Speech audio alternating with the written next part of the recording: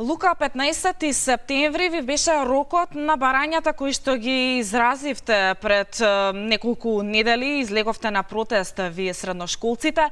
Имате ли одговор од Министерството за образование и наука и од Министерството за здравство?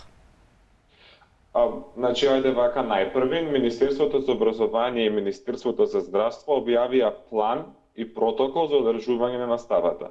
И ние по тие план и протокол имаме доста забелешки, што им ги преточивме на институциите и преку телефонски разговори, преку средби, но и преку пишан пат.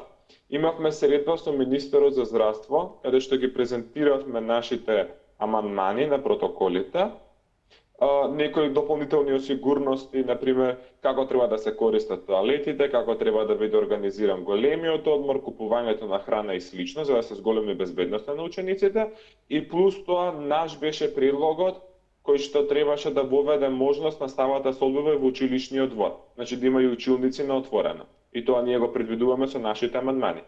Добивме порака по писмен пат од министерот за здравство дека по седмицата на комисијата нашите амандмани биле прифатени, но се уште изменената верзија на протоколот не е објавена на веб страницата ниту на владата, ниту на едно од овие министерства. По основа на планот, исто така поднесовме неколку амандмани до Министерството за образование и наука, со цел да се воведе таа вистинска комбинирана настава, што ние веќе ја зборуваме од август и јули, односно паралелките да бидат поделени во две групи, едната физички, другата онлайн, да има ротација на одреден период. Од поглед на Министерството за образование и наука, иако денеска беше рокот, се уште не сме добиле никаква повратна информација и така.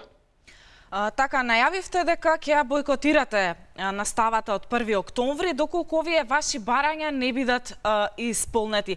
Дали тоа ќе се случи вистински, доколку барањата не ви се дозволат, практично не се исполнат? Што понатаму, што планирате, како ќе биде, како ќе изгледа сето тоа? Да, Сојузот на средношколци се грижи и за квалитетот на образовниот процес, но секако и за безбедноста на учениците. Дадовме предлог амандмани на протокол за да се осигура безбедноста на учениците во кој било случај. Даваме предлог амандмани на планот за да се осигура квалитетот на наставата. Доколку на нашите барања не бидат одговорени, имаме цел размер на мерки што можеме да го преземеме и ние го исклучуваме бојкотот на настава доколку е потребен. Така, она онлайн платформа која што се уште ја очекуваме од Министерството за образование неодамна најавија повеќе пати дека до средина на септември, практично денеска, 15 септември, ќе биде изготвена платформата.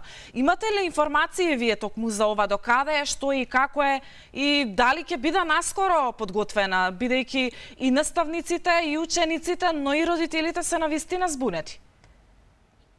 Да, се уште трае таа конфузија во јавноста, морам да кажем, и ние сме збунети.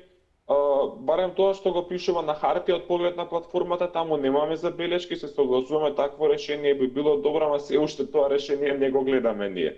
А ево го 15 септември дојде, 1 октомври само што не е дошол.